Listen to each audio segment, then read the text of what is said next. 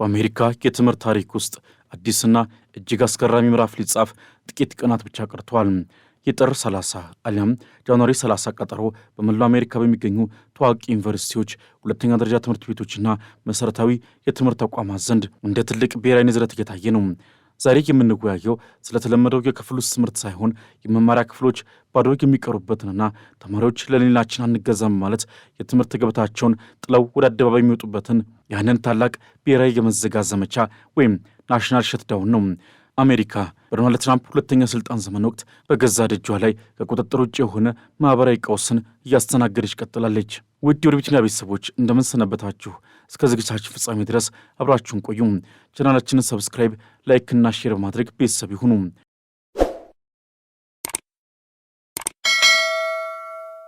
ይህ ታላቅ ህዝባዊ ንቅናቄ እንዲቀሰቀስ ምክንያት የሆነው በሚኒያፖሊስ ከተማ የተፈጸመው አሰቃቂ ድርጊት ነበር። አሌክስ ፕሬቲና ሬኒ ጉድ እነዚህ ሁለት ነፍሳት በፌዴራል ስደተኞች ቁጥጥር ወኪሎች ወይም አይሲኢ እጅ መረሸናቸው በመላው አሜሪካ ለሚኖሩ ተማሪዎችና ወጣቶች ትልቅ ቁጭትን ፈጥሯል። አሌክስ ፕሬቲ ተራ ስደተኛ አልነበረም። እርሱ በሀገሪቱ የሕክምና ማዕከል ውስጥ የቆሰሉ ወታደሮችን ነፍስ ሲታደግ የኖረ ለዓመታት ለሀገሩ በታማኝነት የተሠራ ባለሙያ ነበር። ይሁን እንጂ የትራምፕ አስተዳደር ወኪሎች የወሰዱት እርምጃ ይህንን ገዝባ አገልጋይ በገዛ ደጁ ላይ እንዲረግፍ አድርጎታል። የሀገር ውስጥ ደህንነት ሚኒስትሯ ክሪስቲ ነው ወኪላችን ራሱን ተከላክሎ በማለት ድርጊቱን ለማረጋገጥ ቢሞክሩም የሚኒያፖሊስ ከንቲባ ጃኮብ ፍሬይ ግን ይህ ፍጹም ውሸት ነው ማለት የቪዲዮ ማስረጃውን ለዓለም ይፋ አድርገዋል። ይህ ክስተት ነው እንግዲህ ለጥር 30 የታቀደውን ታላቅ የትምህርት ማቆም አድማ የለኮሰው። ተማሪዎች ዛሬ በክፍላቸው ውስጥ ተቀምጠው የዲሞክራሲን ትርጉም ማንበብ ሰልሷቸዋል። ይልቁንም ዲሞክራሲ እየሞተ ባለበት ወቅት ትምህርት ምን ፋይዳ አለው የሚል ጥያቄ በማንሳት ትምህርት የለም፣ ስራ የለም፣ ግብይት የለም በሚል መሪ ቃል አሜሪካን ሽባ ለማድረግ ቆርጠው ተነስተዋል። የዚህ ንቅናቄ መሪዎች የሚኒያፖሊስ የሶማሊያና የጥቁር ተማሪዎች ማህበራት ሲሆኑ ጥሪው ግን አሁን መላው አሜሪካን አዳርሷል። የትምህርት ቤቶች መዘጋት በአሜሪካ ላይ የሚያስከትለው ተጽዕኖ እጅግ የገዘፈና ዘርፈ ብዙ ነው። በመጀመሪያ ደረጃ በሚሊዮኖች የሚቆጠሩ ተማሪዎች ከትምህርት ገበታቸው ሲወጡ የአሜሪካ የትምህርት ስርዓት ለአንድ ቀን ብቻ ሳይሆን ለረጅም ጊዜ ሊያገግም የማይችል ኪሳራ ይገጥመዋል። ተማሪዎቹ ይህን እርምጃ በታሪክ ትክክለኛው ግን ላይ የመቆም ውሳኔ ሲሉ ጠርተውታል።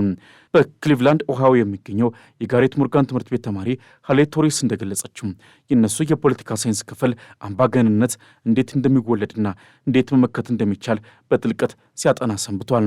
ዛሬ ያንን ትምህርታቸውን ወደ ተግባር እየቀየሩት ይገኛል። የዚህ አድማ ተጽዕኖ ግን በትምህርት ቤቶች ቅጥር ግቢ ብቻ አይወሰንም። በትምህርት ቤቶች መዘጋት ምክንያት በሚሊዮኖች የሚቆጠሩ ወላጆች ልጆቻቸውን የሚጠብቅላቸው በማጣታቸው ሳቢያ ከስራ ለመቅረት ይገደዳሉ። ይህ ደግሞ በዕለቱ የአሜሪካን የእስራኤልና የኢኮኖሚ እንቅስቃሴ በቀጥታ የሚጎዳ ነው።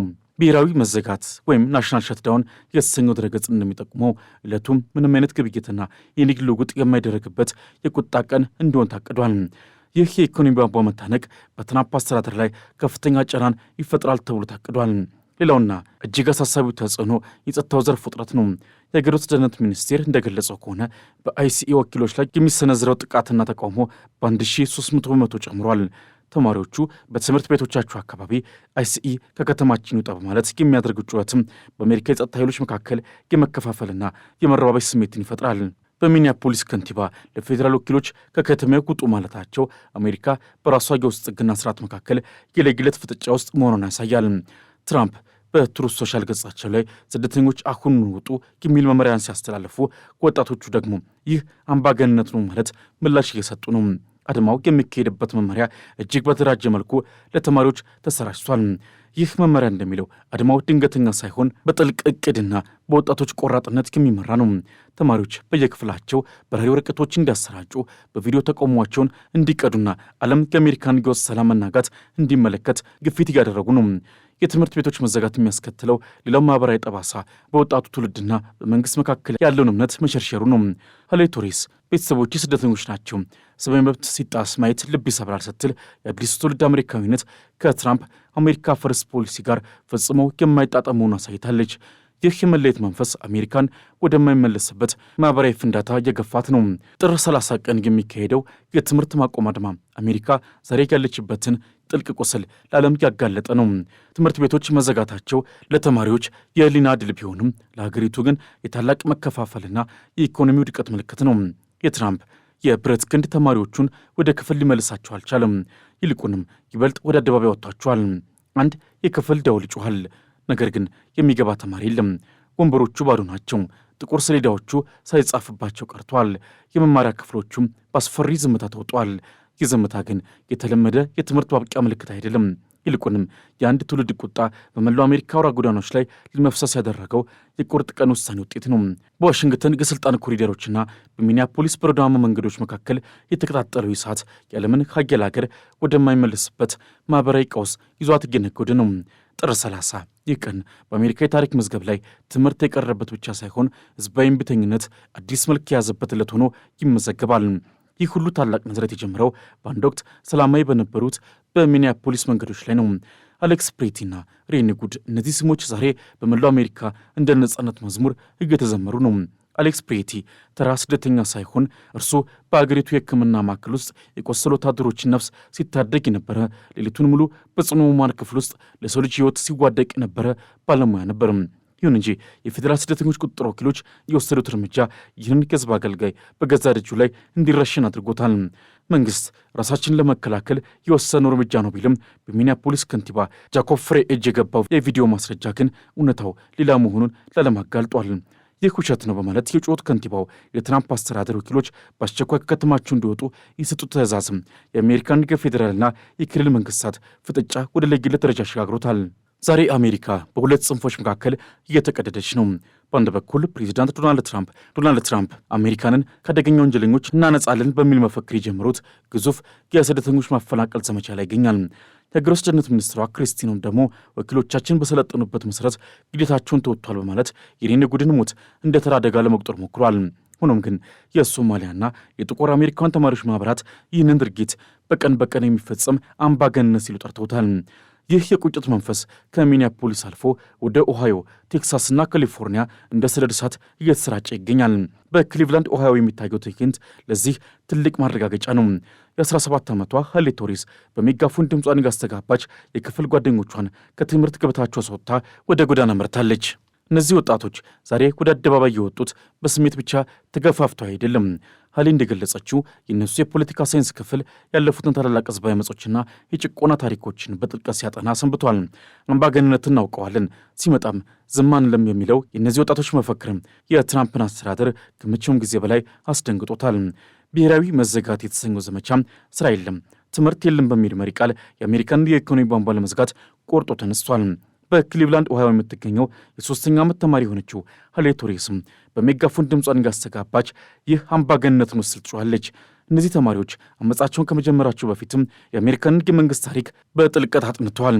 ዛሬ አሜሪካ በሁለት ጎራ ተከፍላለች።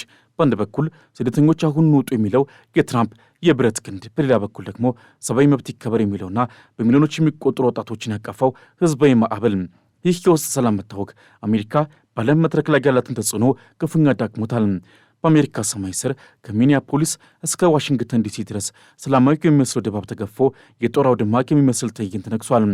የጥር 30 ቀን ቀጠሮ በመላው አሜሪካ እንደ መቅሰፍት እየታየ ነው። ትምህርት የለም፣ ስራ የለም፣ ግብይት የለም የሚለው መፈክር በሺዎች የሚቆጠሩ ተማሪዎችንና ሰራተኞችን ከአጥቢያ እስከ አጥቢያ በአንድነት አቁሟል። ይህ ተራ ሰልፍ አይደለም። ይህ የትራምፕን ሁለተኛ የሥልጣን ዘመን መሠረት እያናገ ያለ ብሔራዊ የማይንቀሳቀስ ዘመቻ ነው። የአሜሪካ ወጣቶች ዛሬ ከክፍላቸው የወጡት ለነጻነት ብቻ ሳይሆን በገዛ ሀገራቸው በፌዴራል ወኪሎች ለሚረግፉት ንጹሐን ደም ፍትህ ፍለጋ ነው። ኦፕሬሽን ሜትሮ ሰርጅ የተባለው መጠነ ሰፊ የፌዴራል የኢሚግሬሽን ዘመቻ በትራምፕ አስተዳደር ትዕዛዝ የሚፈጸም ሲሆን ዓላማውም ሕገወጥ ናቸው የተባሉ ስደተኞችን ማደን ነበርም። ነገር ግን የወረቀቱ ነገር እዚያው ቀርቶ የዘመቻው እጆች በዜጎችና ምንም አይነት የወንጀል ሪከርድ በሌላቸው ስደተኞች ላይ መበራከቱ ነገሩን ወደ ሌላ አቅጣጫ ወሰደው። ከ6 ሳምንታት በላይ በዘለቀው በዚህ ዘመቻ ሚኒሶታ በሺዎች በሚቆጠሩ የፌዴራል የኢሚግሬሽንና የጉምሩክ እንዲሁም የድንበር ጠባቂ ወኪሎች ተወራ ነበር። ከተማ በታጠቁ ፊታቸውን በሸፈኑ ወኪሎች ተሞልታ የነዋሪውን ሰላም አደፈረሰች። ይህ የታፈነ ስሜት፣ ይህ የተዳፈነ ቁጣ እንደ እሳተ ገሞራ እንዲፈነድ ያደረገው አንድ አሰቃቂ ክስተት ነበር።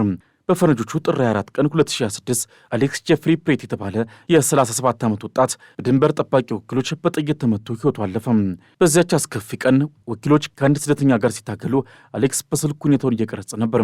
ለወደቀች ሴት ለመድረስ ሲሞክር በወኪሎች ተይዞ በፔፐር ስፕሬይ ተደብድቦ መሬት ላይ ተደፍቶ በ6 ወኪሎች ተከቦ በአሰቃቂ ሁኔታ ተገደለ። የአገር ውስጥ ደህንነት ዲፓርትመንት አሌክስ አጥቆ ነበር፣ ወኪሎቻችንም ራሳቸውን ለመከላከል የተኮሱት የሚል መግለጫ አወጣ። ነገር ግን የምስክሮች ቃልና በስፍራው የተቀረጹ ቪዲዮዎች ይህንን ሐሰት መሆኑን አጋለጡ። ይህ ክስተት በዚህ ወር ውስጥ በፌዴራል ወኪሎች የተፈጸመ ሁለተኛው ግድያ ነበር። ከዚህ ቀደም በጥር 7 ቀን ሬኒ ጉድ የተባለች ሌላ አሜሪካዊ ዜጋ በተመሳሳይ ሁኔታ ተገላ ነበር። የአሌክስ ፕሬቲ ሞት በሚኒሶታ ሕዝብ ልብ ውስጥ የተቀበረውን የቁጣ እሳት አነደደው። አይሲኤ ከሚኒሶታ ይውጣ የሚል መፈክር ያነገቡ በ10 ሺዎች የሚቆጠሩ ሰልፈኞች አጥንት ሰብሮ የሚገባውን የክረምት ቅዝቃዜ ተቋቁመው የሚኒያፖሊስና የሴንት ፖል ጎዳናዎችን አጥለቀለቋቸው። እናቶች፣ አባቶች፣ ወጣቶች፣ አዛውንቶች፣ ከተለያዩ ዘርና ሃይማኖት የተውጣጡ ዜጎች በአንድ ድምፅ ፍትህን ጮኹ። ተቃውሞ በሰልፍ ብቻ የተገደበ አልነበረም። በመቶዎች የሚቆጠሩ የንግድ ድርጅቶች የአይሲኢን ዘመቻ በመቃወም አርብ ጥር 23 ቀን 2026 በሮቻቸውን ዘግተው ስራ አቁሙ። ከተማም ጸጥ ረጭ አለች። 100 የሚሆኑ የሃይማኖት አባቶችም አይሲኢ የሚያስራቸውን ሰዎች የሚያጓጉዙ አየር መንገዶችን በመቃወም በሚኒያፖሊስ ሴንት ፖል ዓለም አቀፍ አውሮፕላን ማረፊያ ተቃውሞ በማድረሳቸው ለእስር ተዳረጉ።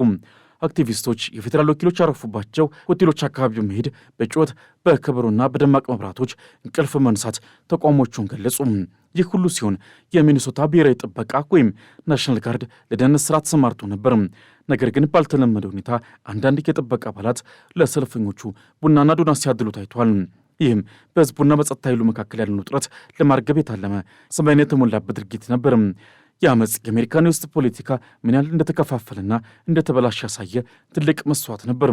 የሚኒሶታ ገዢ ቲም ዋልዝ የፌዴራል ወኪሎቹ ግዛቱን ለቀው እንዲወጡ ሲጠይቁ የትራምፕ አስተዳደር ጠቅላይ አቃቤ ሕግ ፓሜላ ቦንዲ በበኩላቸው የገዢውን ሕግ አላስከበሩም ሲሉ ከሷል። ይህ በግዛትና በፌዴራል መንግስት መካከል የተፈጠረ ግልጽና ከፍተኛ ፍጥጫ ነበር። የትራምፕ አስተዳደር ይግባስ ብለው ሁኔታው እስካልተረጋጋ ድረስ የአገር ውስጥ ወታደራዊ ጣልቃ ገብነትን የሚፈቅደውን የአመፅ ሕግ ለመጠቀም ስቷል። ይዛቻ 1500 የሚሆኑ ከአላስካ የሚመጡ ልዩ የአየር ወታደሮች ለሚኒሶታ ዝግጁ እንዲሆኑ ትእዛዝ ከመስጠት የደረሰ ነበር። የትራምፕ አሜሪካ ጥቅደም ፖሊሲ የፈጠረው የአገር ውስጥ ቀውስና ልዩነት በዚህ ክስተት ላይ በግልጽ ታይቷል። የሚኒያፖሊስ ከተማ ዛሬ የአመፅ እምብርት ሆናለች። አሌክስ ፕሬቲና ሬኒ ጉድ የተባሉ ዜጎች በጠራራ ፀሐይ በአይሲኢ ወኪሎች መረሸናቸው በመላው አሜሪካ የሚኖሩ ስደተኞችንና ተማሪዎችን ደም አፍልቷል። አሜሪካ በገዛ ቤቷ ውስጥ የከፈተችው ይህ የአደን ዘመቻ ዛሬ በገዛ ዜጎቿ ቁጣ እየተባባሰ ይገኛል። የሚቀጥሉት ቀናት የአሜሪካን አቅጣጫ የሚቀይሩ ይሆናሉ እየተባለ ነው። አሜሪካ በውስጥ ቁጣዋ ትበታተናለች ወይንስ ትራምፕ በብረት ክንዳቸው ሰላምን ያስከብራሉ? የታሪክ መዘጉር ሲሽከረከር ዛሬ በሚኒያፖሊስ የሚፈሰው የዜጎች እንባ አዲስ ዓለም ሊወልድ ያለ ይመስላል። ድሉ የማን ይሆናል? የነጻነት ፈላጊዎቹ ወጣቶች ወይንስ የአያሌው የብረት ክንድ? ለአሁን በዚሁ አበቃን።